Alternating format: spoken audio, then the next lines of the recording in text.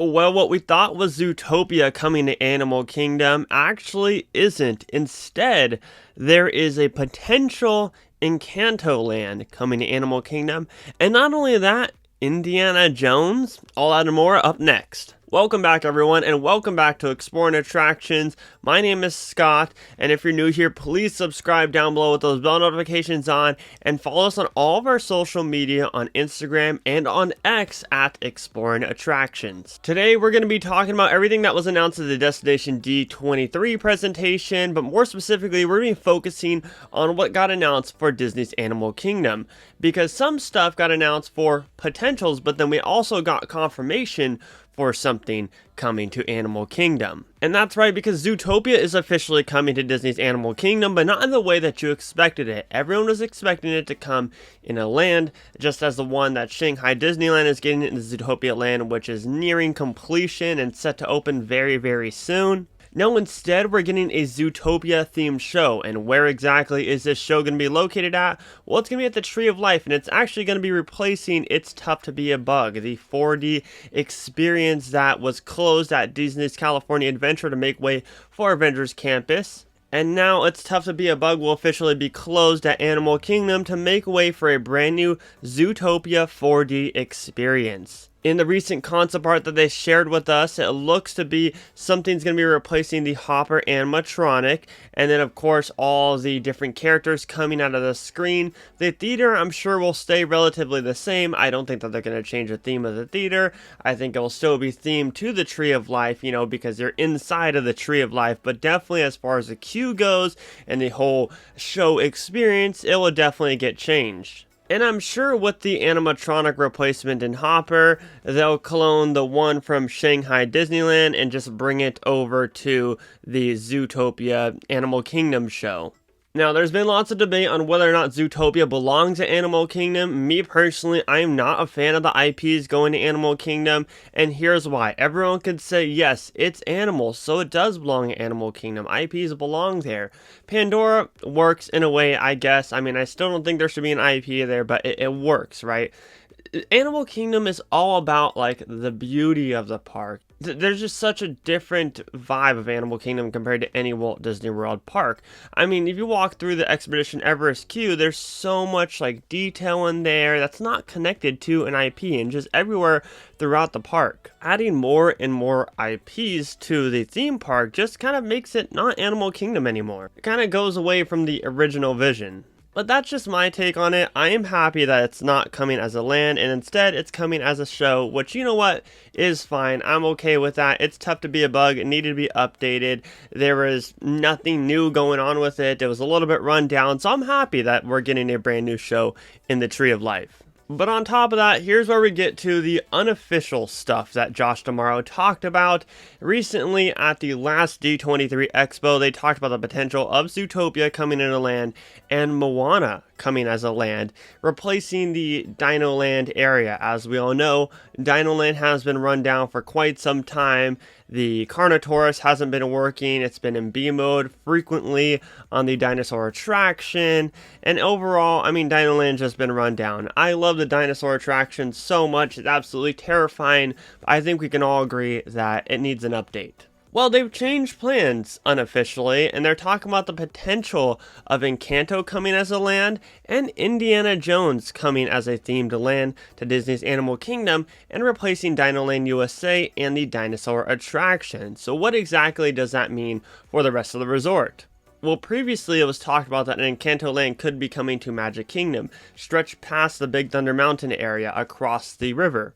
So that's out of the question, and now Indiana Jones is a thing. And what does Indiana Jones have to do with it? Well, if this is going to be the replacement for Dino Land USA, then it's looking like they're planning to replace Dinosaur the attraction with the exact clone of the different Indiana Jones rides that we see at the different parks, like Tokyo Disneyland and, of course, Disneyland California. I mean, it's the exact same ride system, so I definitely think that this would be an easy transfer over to, you know, fitting it to Indiana Jones. And it'd be nice because it'd be updated with new technology. We recently saw them refurbish the Disneyland attraction, and all the new technology and new scenes look absolutely beautiful. And then with Encanto, obviously there's a huge potential for Encanto.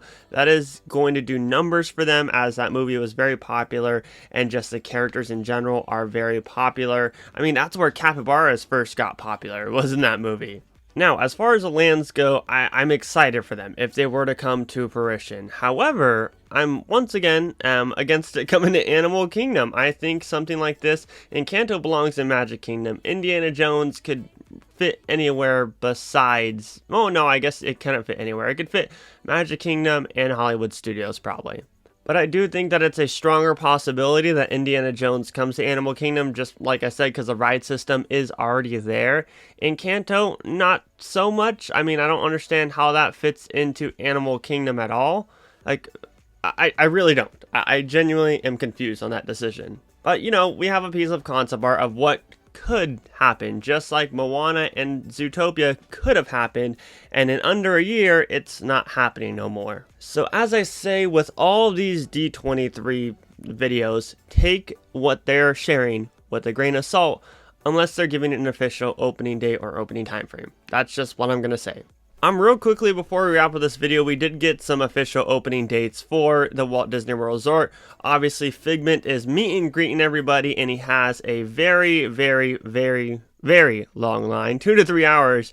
You can meet Figment at the end of his attraction, and that's already going on at Epcot. Of course, we got confirmation on the opening date for Journey of Water, inspired by Moana. That's going to officially open up on October 16th, and of course there will be a Moana meet and greet in there, and then tons of interactive elements.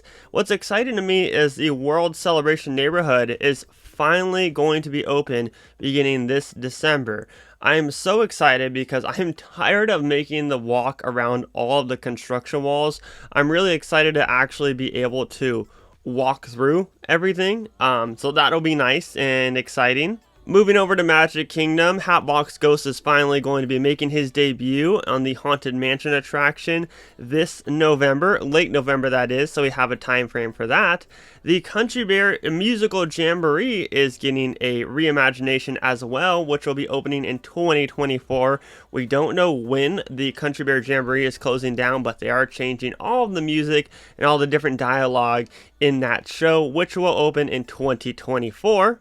A Pirates of the Caribbean theme lounge is coming to Adventureland at Magic Kingdom. It's a first of its kind experience which will extend the story of Pirates of the Caribbean, and they state that they are excited about the design process and more details will be coming in the future.